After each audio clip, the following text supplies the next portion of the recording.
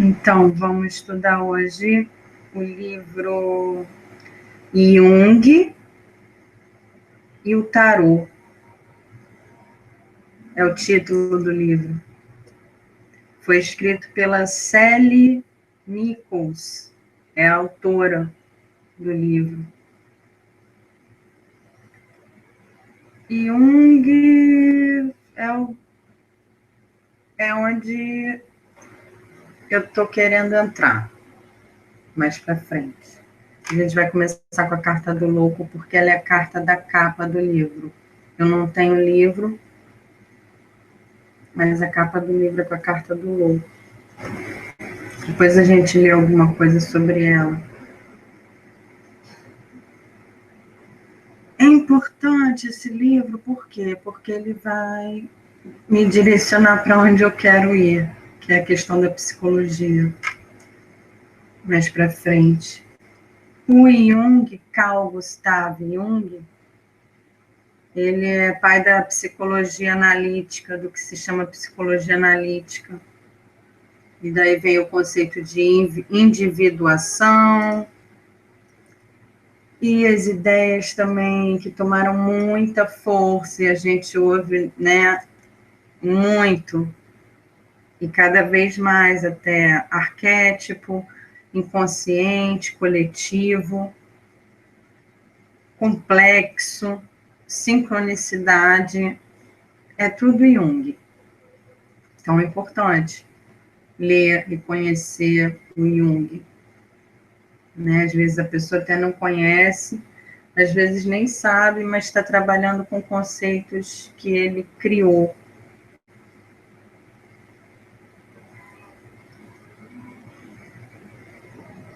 Então, o livro é Jung e o Tarô, uma jornada arquetípica. E aí entra essa ideia de jornada também, jornada do herói, ouve-se muito falar também, jornada do herói. Parece que quem criou essa ideia de jornada do herói foi um estudioso americano de mitologia, chamado Joseph Campbell. Bom dar uma checada também nele. Essa ideia de herói que também eu já percebi que se usa muito no tarô. E o louco é ele que inicia essa jornada. Né, como se fosse até cíclica, em espiral, e ela recomeça, termina no mundo e tudo mais. Jornada do herói. Que herói? Quem é esse herói? É como se, parece que nas mitologias, parece essa ideia do herói, e esse Joseph Campbell, a partir do estudo de várias mitologias de lugares diferentes, e culturas diferentes, ele observa essa ideia, né? Uma coisa que vale checar, ele e essa ideia. E ela trabalha também com essa ideia de jornada, Sally Nichols, tanto é que está no título. A introdução do livro foi escrita por uma pessoa chamada Laurens van der Post. Vale a pena também dar uma checada. E fala um pouco, né, do Jung, que o Jung foi o primeiro a descobrir e explorar o inconsciente coletivo e dar-lhe um significado contemporâneo. Isso é verdade.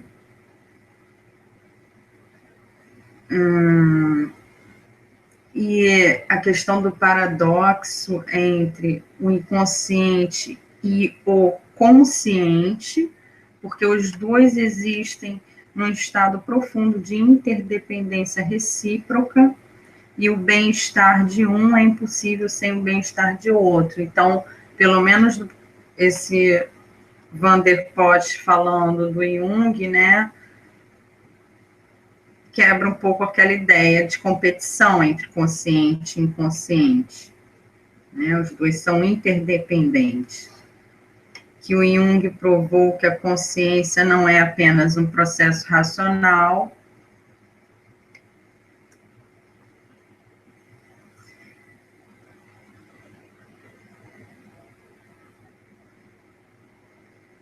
e essa ideia de que quanto mais a consciência for racionalizada, hostiliza a força universal do inconsciente coletivo e esmagaria os últimos vestígios de uma consciência penosamente adquirida pelo homem. Como se estivesse fazendo uma crítica, né, do racionalismo, e a gente tem que lembrar que razão é uma coisa e racionalismo é outra. Também não vou entrar nessa discussão agora. Mas é importante ficar atento. Essa ideia de razão, ou de racionalizar, ou de racionalismo, tá?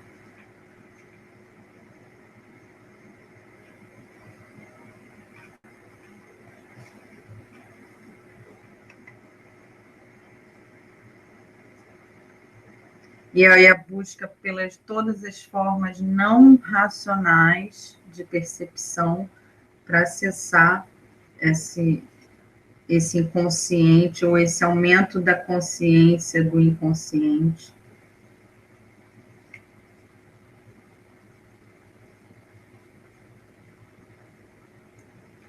Por isso que o Jung estudou também, buscou a mitologia e oráculos e a questão do sonho.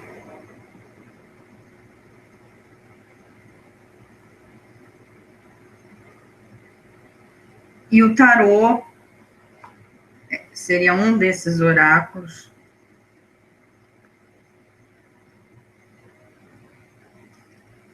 que mostram esse padrão inconsciente, né? Que existe uma comunicação inconsciente nesses oráculos.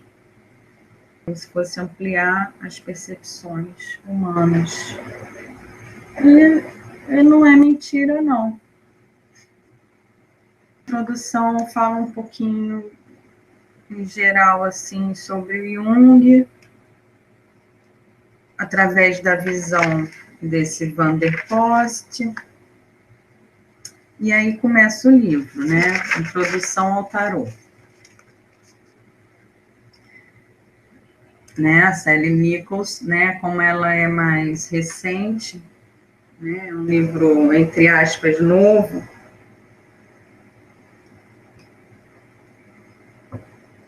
Ela admite que a origem do tarô é desconhecida. Mas ela fala que ele é como se ele fosse antepassado das cartas de jogar, de baralho. Não sei, tem que ver isso.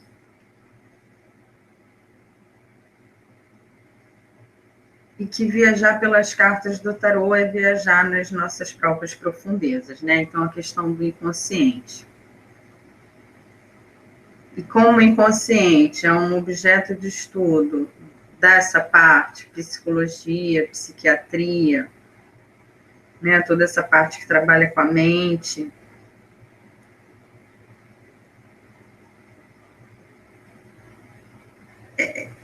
alguns estudiosos dessa área observam, né, como que se dá a relação entre esse consciente e alguns instrumentos. E ela está trabalhando, no caso, o tarô.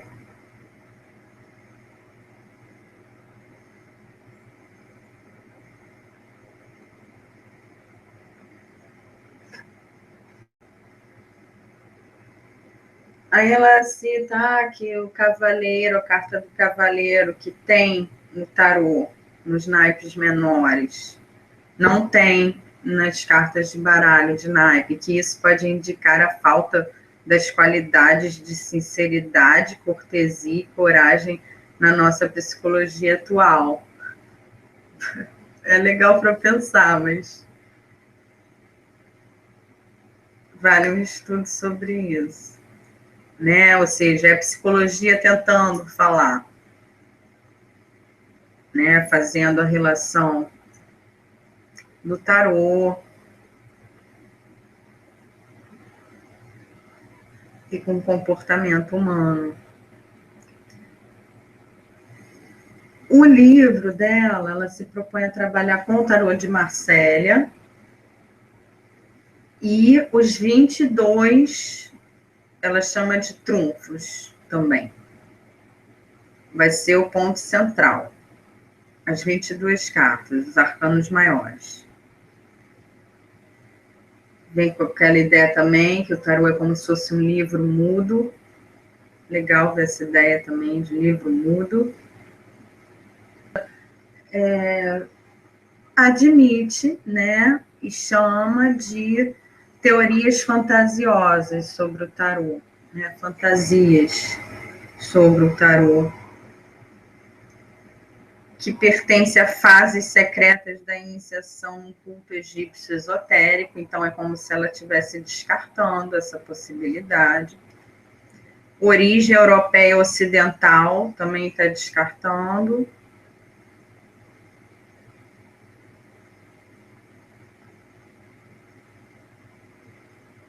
Parece que o Waite e Zimmer sugeriram que os trunfos foram forjados pelos albigenses, e também não.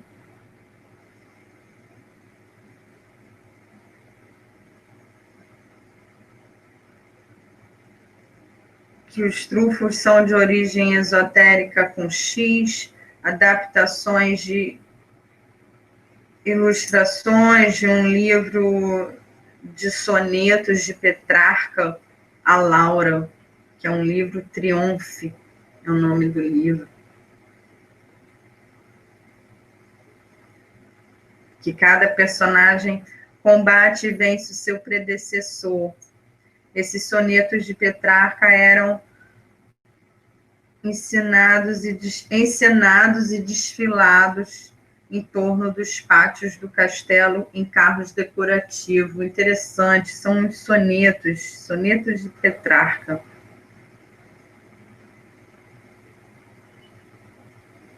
E esses sonetos eram encenados, interpretados mesmo, como se um teatro, mas não era um teatro, era um desfile em torno dos pátios do castelo, em carros decorativos, como se fossem carros alegóricos, acompanhados de cavaleiros, que isso deu origem aos carrosséis, né? Os carrosséis que as crianças brincam nos parques.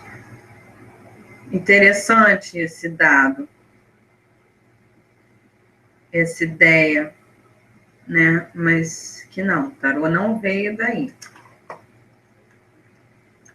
Então, pouco se sabe a respeito do tarô. Então, não começou bem o livro, né? Descartando algumas hipóteses e reconhecendo que pouco se sabe. Chama essas hipóteses de imaginativas. Inspiradas pela sua simbologia pictórica, mostram a atração universal que provocam e o poder de ativar a imaginação humana, né? Então, essas teorias, elas são interessantes, não só as teorias, mas os novos tarôs, as criações de tarô mostram, né, como que a simbologia do tarô atrai o ser humano e provoca a imaginação humana. E que, no fundo, pouco importa de onde que vem, né, para a finalidade do estudo que ela está se propondo. Realmente, concordo.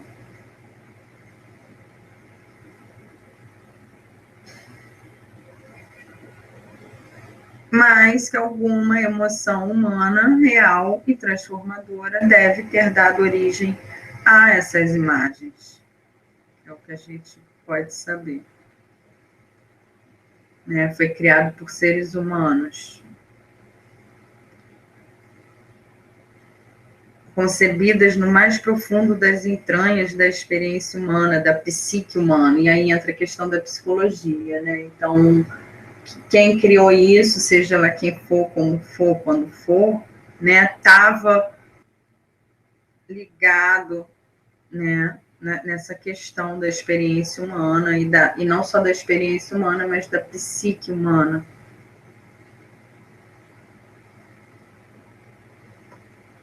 Então, ela vai entrar com essa visão. Ó, quem fez essas cartas conhece a psicologia ou a psique humana. Ou é assim que ela vai ler. Né? Se a pessoa não conhece, falou sobre isso. Inconscientemente. Então, é nesse nível em nós mesmos que as cartas falam. No nível psíquico.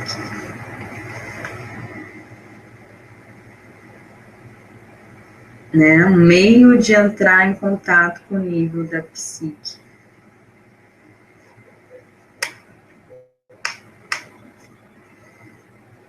Ela acha que o tarô de Marcélia é o que preserva o tarô, as imagens do que seria o tarô mais antigo, por isso que ela usa ele, né? Que ele transcende um aspecto pessoal, porque não sabe quem fez, não tem texto explicativo, não tem nada, só tem as cartas. Ela faz uma certa crítica aos baralhos de tarô que emprestam símbolos de outros sistemas, subentendendo que existe uma relação exata entre os trunfos e outras teorias teológicas ou filosóficas. O alfabeto hebraico, 22 caminhos do Sefiró cabalístico, símbolos alquímicos, astrológicos, rosa cruzista, ideias de cases em Papos e Hall.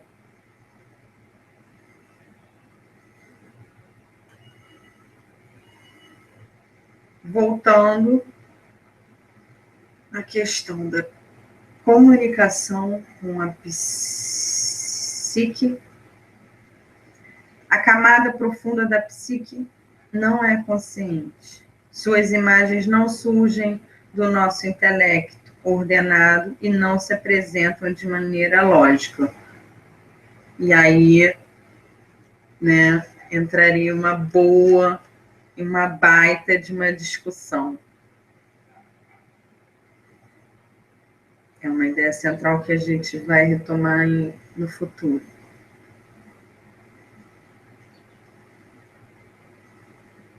Que cada sistema filosófico é mera tentativa de parte do nosso intelecto de criar uma ordem lógica no aparente caos de imagens nascidas no inconsciente.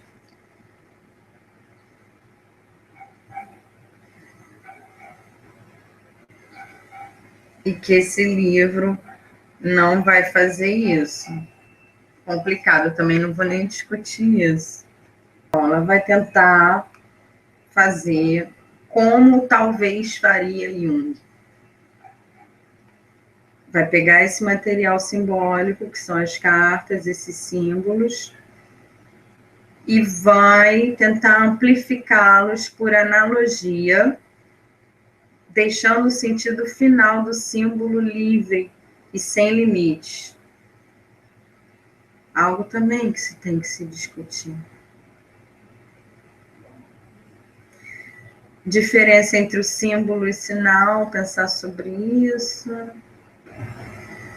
Porque um sinal pode ser traduzido em palavras, o símbolo, né, transcende, é uma coisa que inclui, inclusive, os opostos. O símbolo.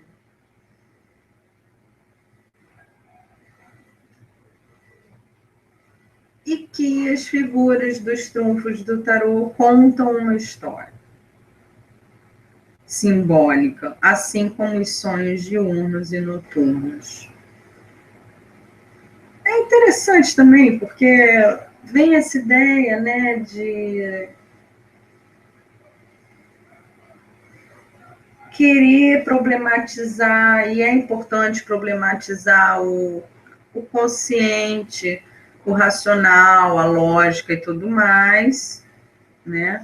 Mas ela vem com o mapa da jornada. Então, é mais uma tentativa também de dar uma lógica, né? De dar uma consciência, né? Dá uma racionalidade, que é o mapa da jornada, que é quando você divide as cartas em 3 fileiras horizontais, com louco em cima.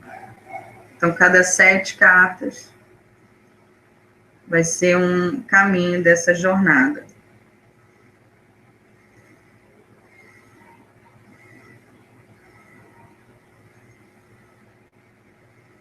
Tem a ideia também de projeção, né? Tem que ver isso depois. Projeção. Você está projetando tal coisa.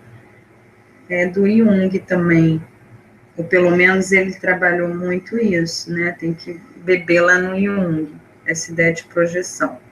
A Sally Nichols, a autora do livro, né, vê os trunfos como se fossem os detentores da projeção.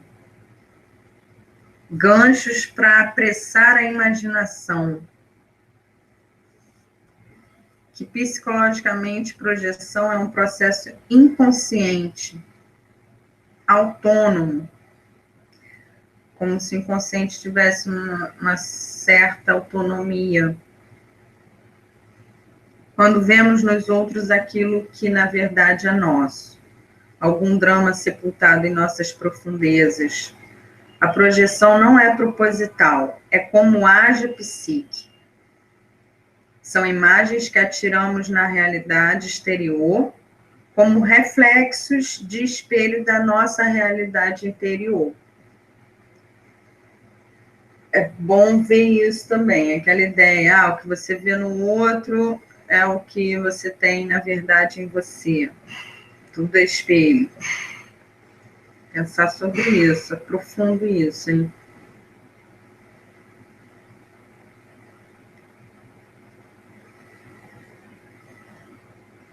Essas cartas podem ser as detentoras dessa projeção, pois representam simbolicamente as forças instintuais que operam de modo autônomo nas profundezas da psique humana. Então, os instintos estão por lá também, nesse inconsciente, nessa psique. E que Jung denominou arquétipos, que funcionam na psique de maneira parecida com a que os instintos funcionam no corpo. Então, como se fosse alguma coisa que existe no nosso inconsciente, são arquétipos.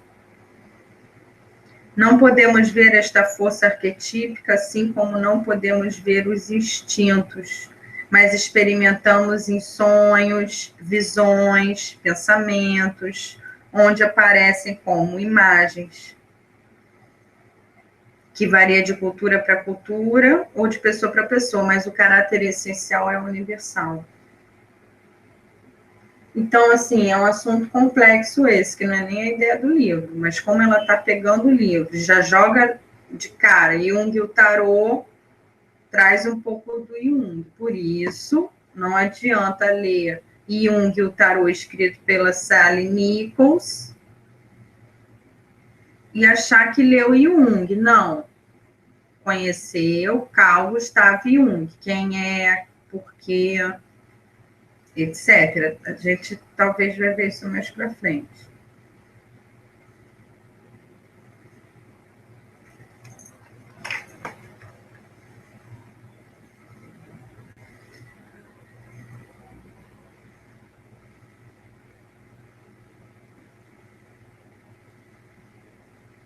Né, o louco, por exemplo, que é a carta da capa do livro, né?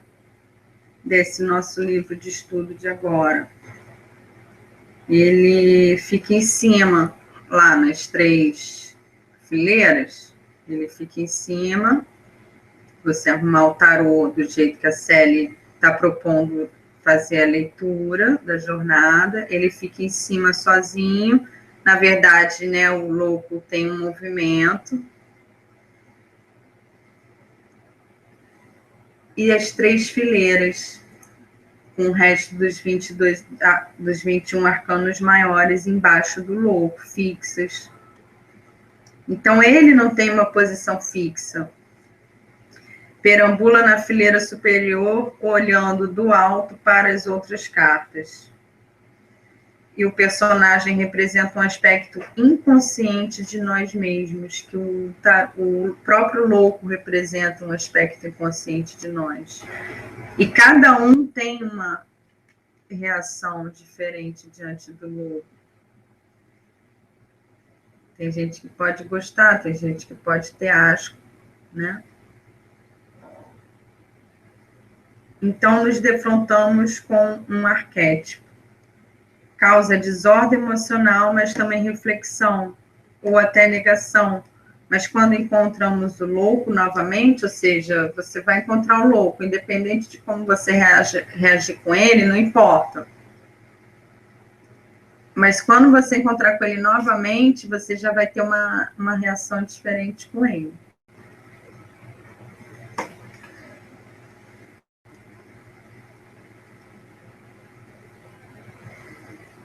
Talvez até sinta mais empatia por ele, ou compreenda ele, né? E aí você vai escolher a sua própria vida e ficar mais disposto a deixar que os outros escolham a própria vida deles. Gostei bem disso, dessa ideia que ela trouxe no livro, né? Pois você entrou em um acordo com o seu renegado interior. Então, você pode passar por essa carta, e o importante vai ser quando você passar de novo, ou pelo próprio louco. O mais importante é você experimentar o poder de um arquétipo.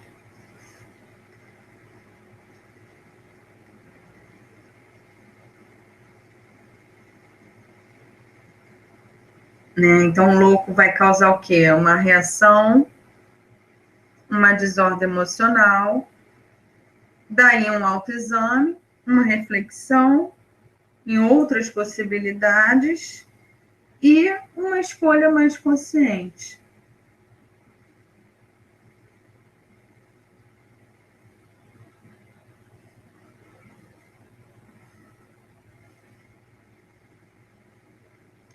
Pensando, né, nessa questão do inconsciente, que se nós explorarmos as nossas reações inconscientes, e essa carta pode fazer com que nós tenhamos uma reação inconsciente a ela, podemos descobrir o arquétipo que nos está manipulando e livrar-nos até certo ponto da sua compulsão. Interessante essa ideia também. As figuras do tarô estão ativas em nós mesmos e em nossa sociedade. Por isso que elas vão causar uma reação, e pode ser uma reação inconsciente, que você mesmo não tenha consciência. Poxa, por que eu estou sentindo repulsão pelo louco? Pô, por que eu estou gostando do louco? Né? Ah, por que eu tenho medo do louco? Seria um exemplo.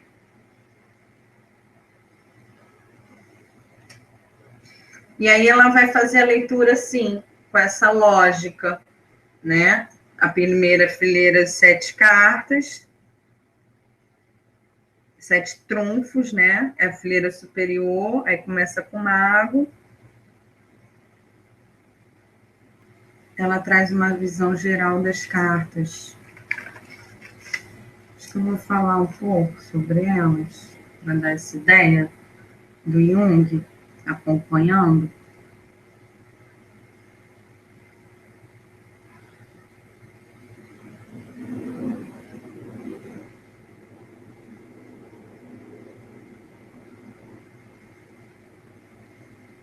Por que as cartas nos atraem? Começando pelo mago. Por que o mago pode atrair? Porque existe um mago dentro de nós, pronto a nos mostrar a nossa realidade interior. Nosso intelecto e nossa mente se atraem.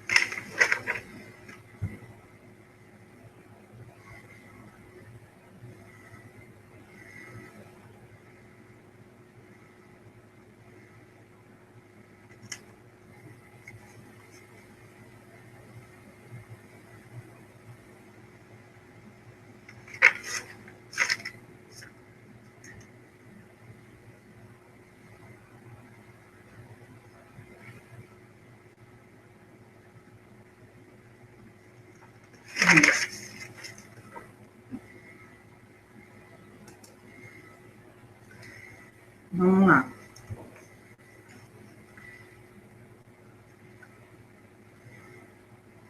Ela vai dar uma visão geral das cartas, levando em consideração esse mapa, que ela chama de mapa, essa arrumação. E o mapa vai ser lido na horizontal, pode ser lido na horizontal e na vertical. E vai ser lido, ela vai fazer essa leitura durante o livro.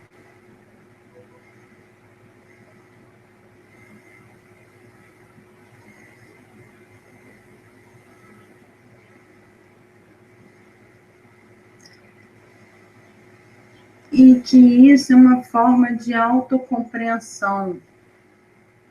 E o Jung chamou esse processo de individuação, um conceito dele também. Vamos ver mais para frente, saber o que é isso.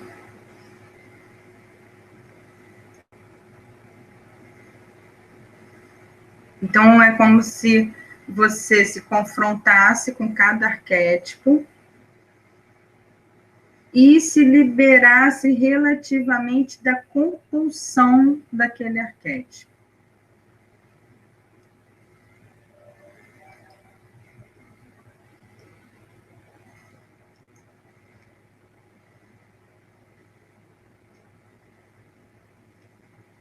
Fazer isso respondendo a vida de maneira mais individual. O que é isso, responder a vida de maneira mais individual?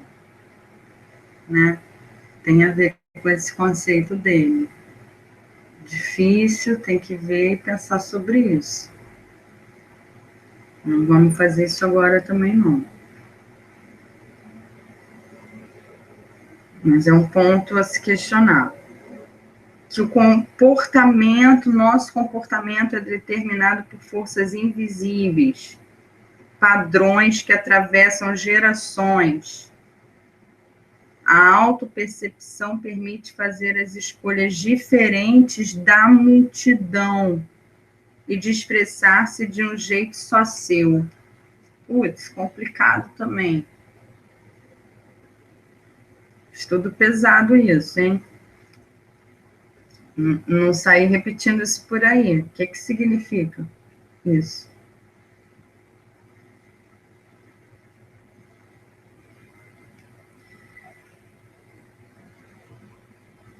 E aí está o seu próprio e verdadeiro eu.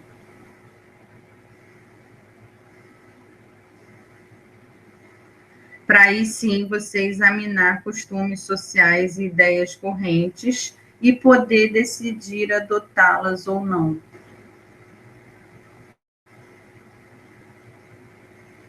Livre para agir conforme as necessidades mais profundas e o mais verdadeiro eu. É o que todo mundo está buscando, né? Ter essa liberdade, verdadeiro eu, autoconhecimento. Mas como assim?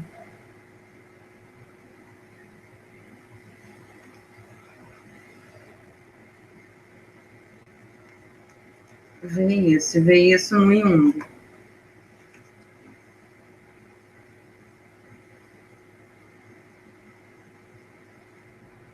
E que o contato com as cartas, cada pessoa vai ter o seu contato com as cartas, né? Voltando ao tarô. Ela está propondo um estudo para despertar a imaginação e aproveitar isso, que as imagens são efêmeras, fazer algo em um diário. para não esquecer, efêmeras, porque você pode ter uma imagem, pode ter um contato com alguma questão e esquecer. Então, é bom ter um diário, legal, né? Ainda mais para estudo, para quem está estudando, para quem está querendo estudar. Fazer uma anotação.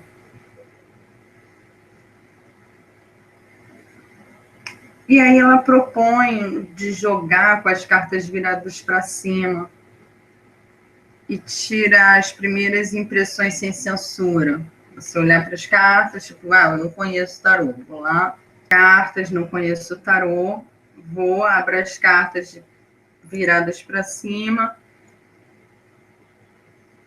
e tirar as minhas primeiras impressões sobre elas sem censura. Que é uma forma de você confrontar, né, imaginação e intelecto, para você não pensar.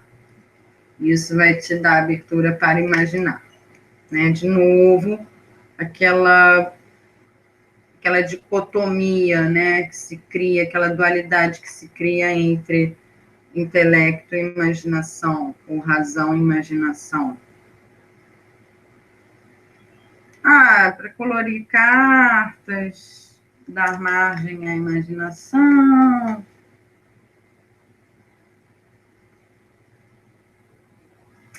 E no livro, o que ela vai fazer? Ela vai pegar carta por carta e dar o significado de cada trunfo.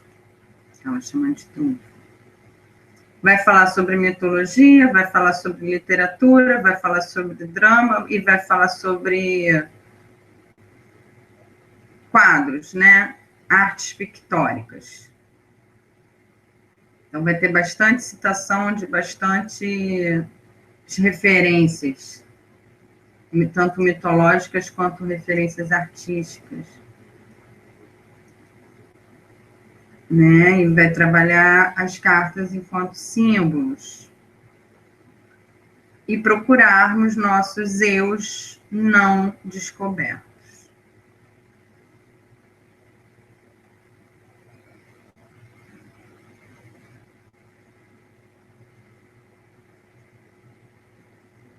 Olha, é boa a leitura. É boa a leitura. Porque tem bastante conteúdo. Né? Tem bastante conteúdo. Tem essa relação com a psicologia.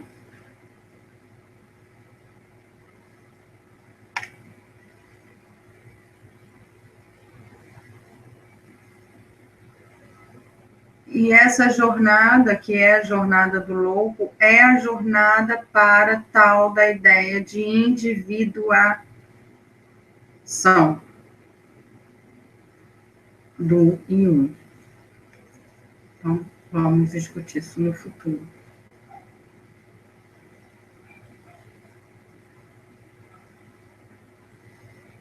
É bem legal a leitura das cartas.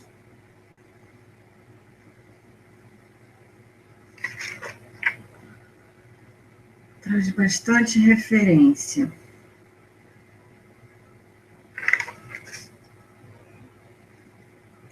Traz questão também de numerologia.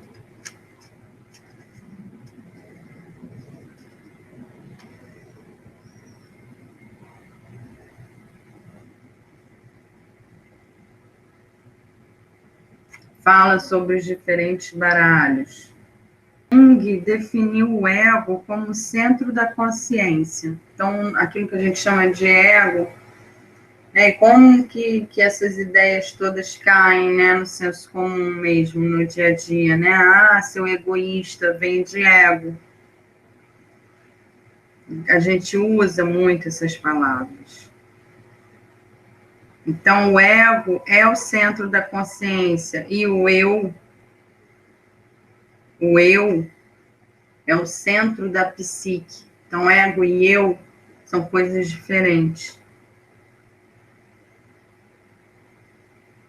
O eu é o centro da psique de percepção e estabilidade ampliadas. O eu está lá desde o princípio. O eu como prefiguração inconsciente do ego. Caramba, para falar do louco. Então, é interessante.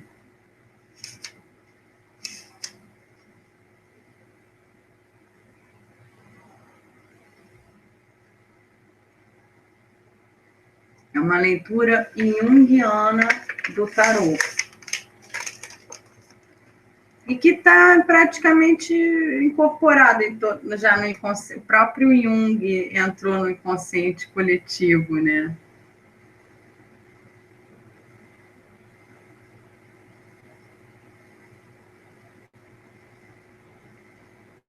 Então, é como se essa individuação fosse sinônimo de autocompreensão. É a procura dos eus mais profundos. Ela trabalha o tarô nesse sentido, de introvisão e crescimento pessoal. Essa proposta de trabalhar o tarô.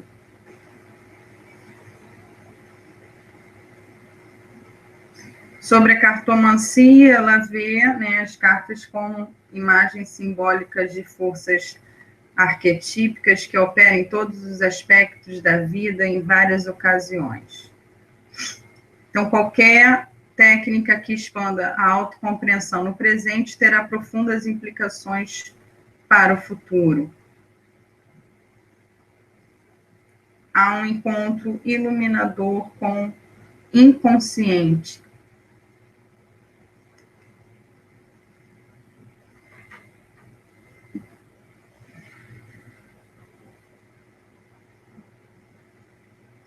Então, essa leitura simbólica, ela não prediz um futuro determinado, ela nos traz possibilidades, oportunidades de participarmos da criação de um futuro que pode ser novo ou que era imprevisível, que se acha imprevisível.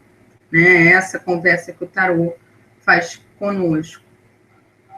Né? Não é de descoberta do futuro, mas de abertura de um futuro. Temos espelhado nas cartas é a nossa própria experiência subjetiva.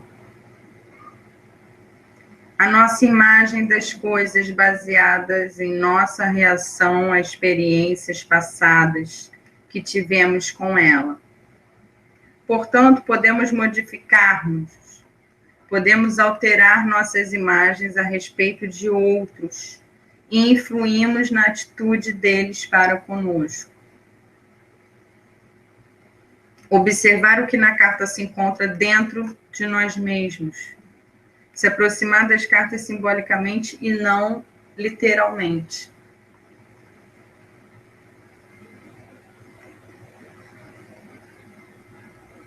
O tarô nos oferece uma técnica para separar o arquétipo pessoal e ajudar a todos os que estão envolvidos em sua própria humanidade. Separar também o humano do arquétipo.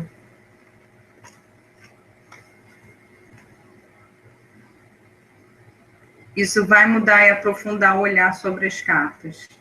Como as cartas podem nos ajudar naquele momento? Seria uma boa pergunta sempre. Né?